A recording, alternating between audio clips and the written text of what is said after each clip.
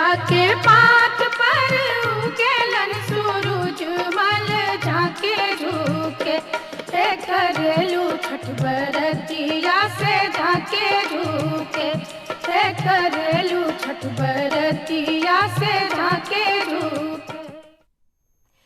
नमस्कार, आप देख रहे हैं हमारी विशेष प्रस्तुति। मैं हूं आपके साथ लावनी श्रीवास्तव। पूरे देश में छठ पूजा की धूम है, चारों तरफ छठ के गीत गूंज रहे हैं और खास बात यह है कि छठी मैया और सूर्य देव को खुश करने के लिए जो पहला अर्घ है, जो अस्ताचलगामी सूर्य को अर्घ दिया जाता है, डूबते हुए सूर्य को जो अर्घ दिया जाता है, वो भी अब संपन्न हो गया है। महिलाएं घाटों पर अपने परिवार के साथ अभी मौजूद हैं क्योंकि ये पूरा 4 दिनों तक चलने वाला पर्व होता है। 36 घंटों का एक महाव्रत का आयोजन होता है। इसमें कल जब उगेगा सूर्यदेव जब उगेंगे और उनको अर्घ देकर इस उपवास का भी समापन होगा। तो चलिए आज हम खास बातें छठ पूजा से जुड़ी हुई आपके बीच रखने की कोशिश कर रहे हैं। सबसे पहले आपको बताते हैं कि आखिर इस महापर्व का, इस महापूजा का महत्व क्या है।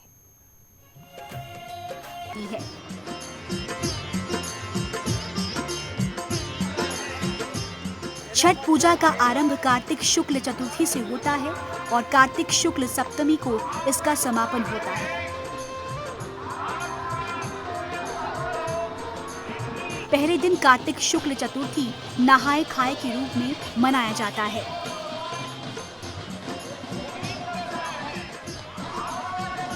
नहाए खाए के दूसरे दिन कार्तिक शुक्ल पंचमी को खरना किया जाता है।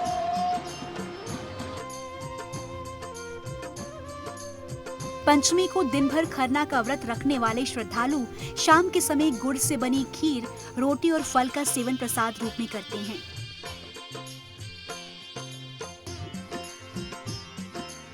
खरना पूजन से ही घर में देवी षष्ठी का आगमन हो जाता है।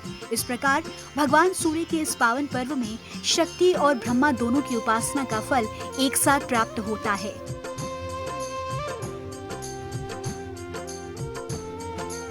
तीसरे दिन कार्तिक शुक्ल षष्ठी को दिन में छठ प्रसाद बनाया जाता है। प्रसाद के रूप में ठेकुआ, जिसे कुछ क्षेत्रों में टीकरी भी कहते हैं,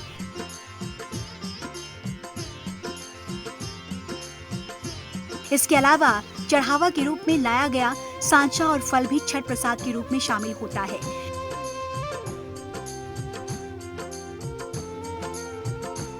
शाम को पूरी तैयारी और व्यवस्था कर बांस की टोकरी में अर्घ का सूप सजाया जाता है और व्रत रखने वाले श्रद्धालु अपने परिवार के साथ और पड़ोस के सारे लोग अस्ताचलगामी सूर्य को अर्घ देने घाट की तरफ चल पड़ते हैं।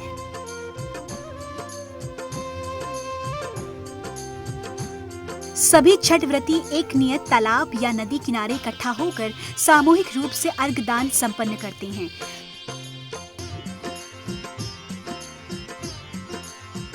सूर्य को जल और दूध का अर्घ दिया जाता है और छठी मैया की प्रसाद भरे सूप से पूजा की जाती है।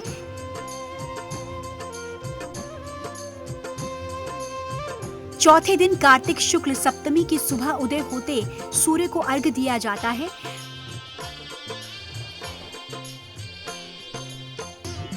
व्रत रखने वाले दोबारा वहीं इकट्ठा होते हैं जहां उन्होंने एक शाम पूर्व अर्घ दिया था।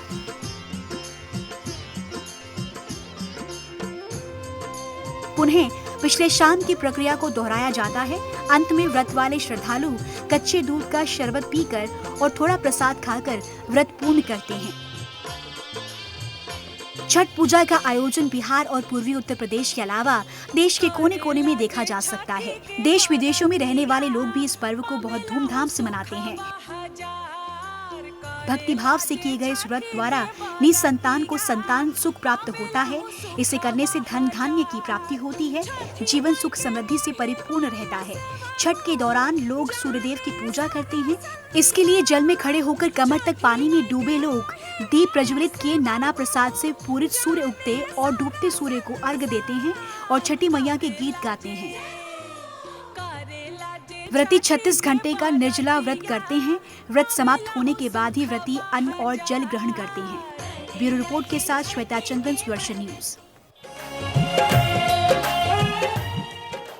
इस महा आयोजन का, महापर्व का बहुत बड़ा महत्व है और हमने इस रिपोर्ट में तो आपको समझाया ही।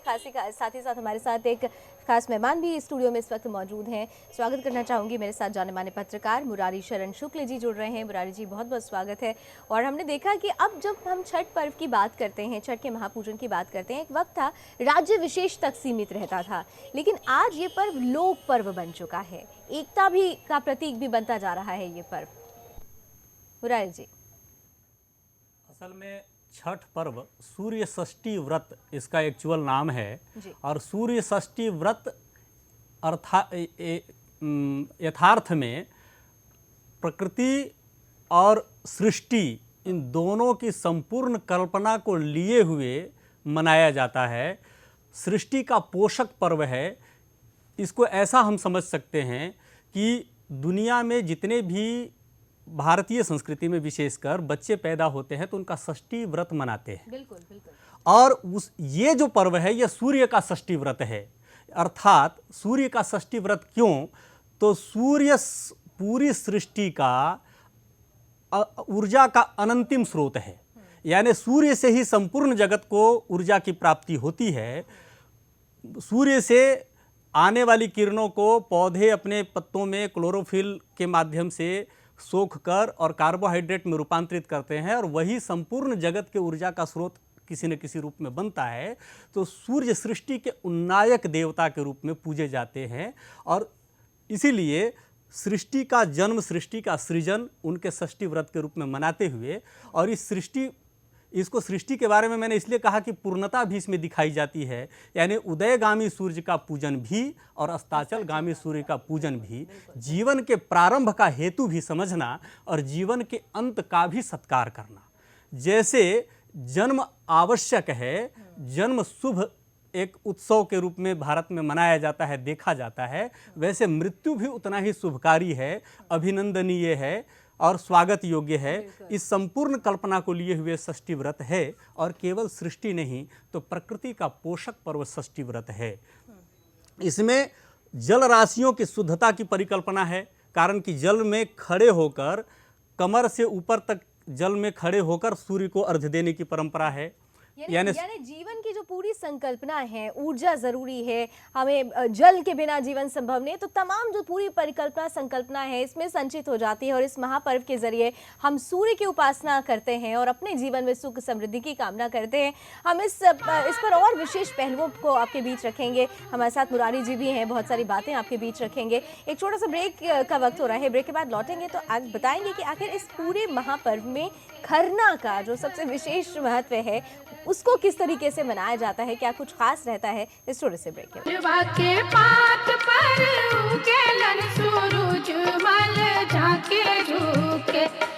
करेलू छठ बरतिया से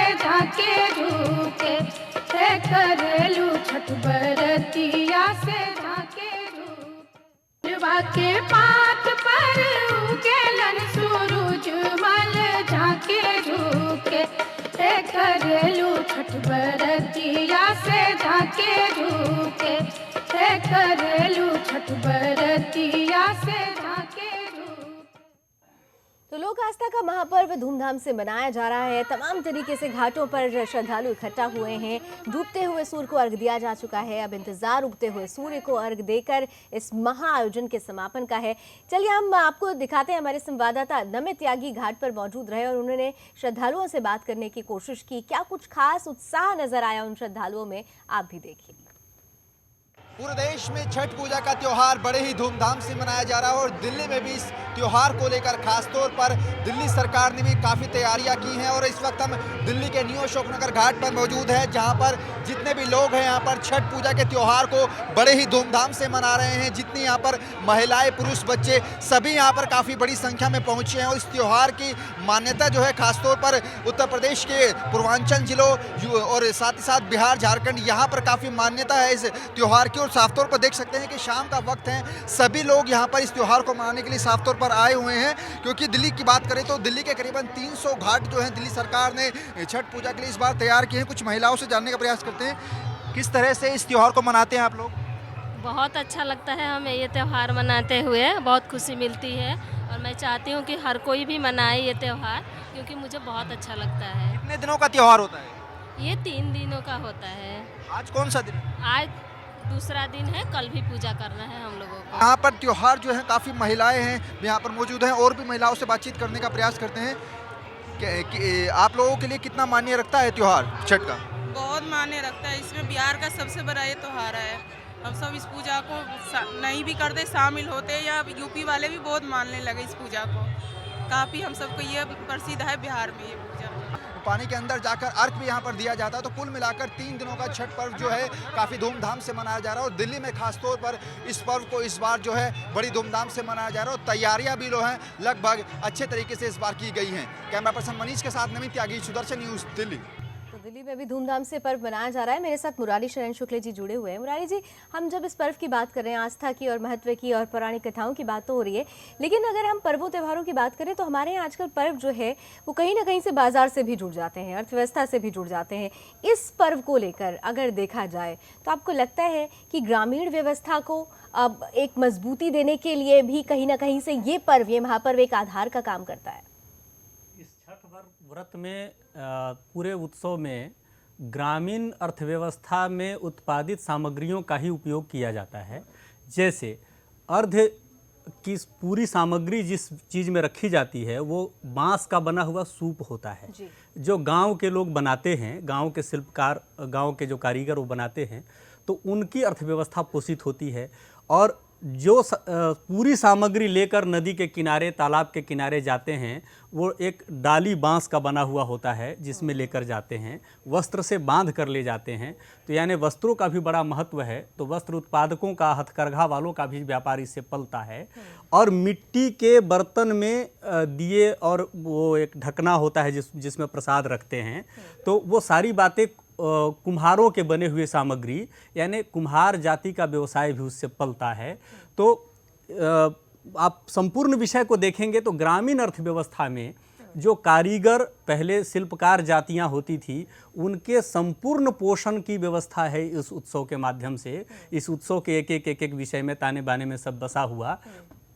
और जो फलों का उपयोग करते हैं और प्रसाद में सामग्रियों का उपयोग करते हैं, वो भी पूर्ण रूप से ग्रामीण विषयों से जुड़ा हुआ है। यानी कि वो वही फल उपयोग होते हैं जो उन ग्रामीण क्षेत्रों में पाए जाते हैं। यानी वो सिंघाड़ा का फल, वो केला, नारियल, सुपारी, शरीफा, संतरा, ये सब जो उस आसपास के क्षेत्रों में मिलते हैं, हमारी ही भूमि में पाए जाते हैं, हमारे लोग उगाते हैं। कुल मिलाकर मतलब पूरा देशज पर्व है ये कहा जाए। बिहार के मुख्यमंत्री नीतीश कुमार देखिए घाटों का जायजा लेते हुए नजर आ रहे हैं और लोगों का अभिवादन भी कर रहे हैं, क्योंकि अभी अभी कुछ पल पहले ही अस्ताचलगामी सूर्य को बिहार वासियों ने अर्घ दिया है और बहुत सारे सांस्कृतिक कार्यक्रम यहाँ पर गंगा घाट पर आयोजित होते हैं। रात भर लोग यहाँ पर एकत्रित होते हैं। व्यवस्था दुरुस्त करने के लिए पहल की गई और मुझे खुशी है कि बिना किसी बाधा के जितने छठ व्रती हैं उनको नदी के तट पर अर्घ देने में कोई असुविधा नहीं दिख रही है। मैं इसके लिए जो इस काम में जितने विभिन्न विभाग और प्रशासन के लोग, पुलिस के लोग, सब लोग जो इस काम में लगे, मैं सबों को इस बात के लिए बधाई देता हूं। और हर स्तर पर पूरे तौर पर निगरानी रखी जा रही है। संध्या काल में एक विशेष प्रकार से भोजन करना, विशेष प्रकार से भोजन का अर्थ है कि उस चावल का खीर बनाते हैं जो वहाँ के तालाबों में, छोटे जल स्रोतों में अपने आप पनपता है। एक धान की विशेष प्रजाति है जो वहाँ अपने आप पनपता है। उस प्राकृतिक रूप से उपजे हुए धान के चावल का ही खीर बनाते हैं। खेतों में मनुष्य द्वारा उपजाए हुए चावल के खीर नहीं बनाए जाते। पहला विषय यह है, यानी वो सिंथेटिक नहीं होते, पूरी तरह से नेचुरल होते हैं। हाँ, वो ईश्वर उत्पादित, प्रकृति उत्पादित विषय का सेवन एक विषय हो गया। दूसरा, उसको ठीक से चुनना, उसके अंदर से सारी बातें एकदम शुद्ध उसको कर लेना, ठीक से धोना शुद्ध प्रकार से, और संध्या काल में अलग से एकांत में बनाकर, जहाँ कोई भी आवाज़ न लगाए, किसी से कोई वार्तालाप, कोई विघ्न बाधा न हो, ऐसे स्थान पर बैठकर भोजन करना, ये पुरानी आयुर्वेदिक परंपरा है। तो चौथे दिन क्या कुछ विशेष होता है, इस पर भी एक नजर डाल लेते हैं।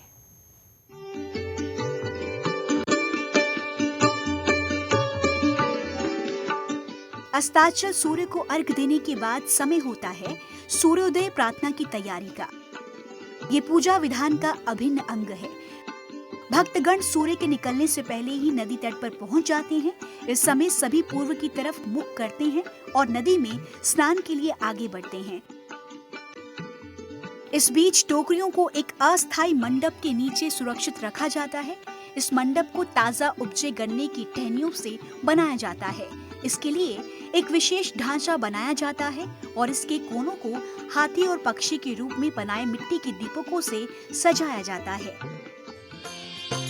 करेला जे छठी के बरतिया पावेला उ सुखवा हजार। करेला जे छठी के बरतिया पावेला उ सुखवा हजार।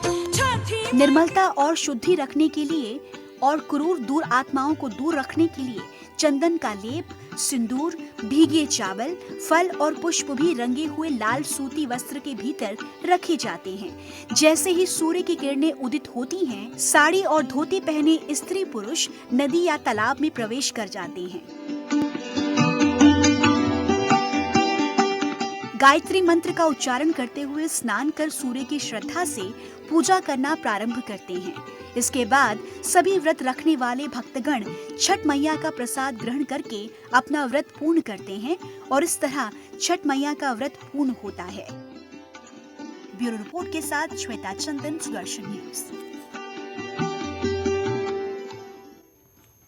तो देखा आपने कितना विशेष तरीके से इस पूरे पर्व को मनाया जाता है। मुरारी जी मेरे साथ लगातार बने हुए। मुरारी जी, एक बहुत खास बात अगर हम इस पर्व की देखें, हम आस्था की बात कर रहे हैं, महत्व की बात कर रहे हैं, लेकिन अब हमारे यहाँ शरीर को पूरी तरीके से स्वच्छ करने का एक चक्र चलता है। आप उपवास भी रखते हैं तो 36 घंटे का उपवास रखते हैं, यानी कहीं ना कहीं से पूरे तरीके से उस चक्र को स्वच्छ करने का काम भी कर देता है इस पर्व के अंतर्गत जो भी क्रियाकलाप, जो भी विधि विधान अपनाए जाते हैं। एक्चुअल में आप चौथे दिन की बात कर रहे थे, तो खरना वाले विषय पर हम जो चर्चा कर रहे थे और यहाँ इन दोनों को मैं जोड़ना चाहूँगा। अंतिम दिन सूर्य को अर्घ्य देने के बाद एक बड़ा महत्वपूर्ण संदेश है। जिस मंत्र से सूर्य को अर्घ्य देते हैं उसमें यही सूर्य सहस्त्रांशो तेजो राशि जगतपते। इसके बाद वाला पूरा श्लोक मैं पूरा मंत्र नहीं सुना रहा हूँ। इसका अर्थ है कि सहस्त्र अंशों के तेज के साथ, अपने हजारों अंशों के तेज के साथ जो तुम इस जगत के उत्पत्ति के कारण बने हो, उस कारण को नमस्कार करते हैं, उस कारण को नमन करते हैं। यानी सूर्य के तेज पुंज से जगत संचालित होता है, इसकी संपूर्ण परिकल्पना है इसमें। और अंत में जो प्रसाद ठेकुआ कहते हैं, जो बिहार में वितरित करते हैं इस पर्व के बाद, इस पर्व का बड़ा अभिन्न अंग है। वो ठेकुआ एक आयुर्वेदिक औषधि है।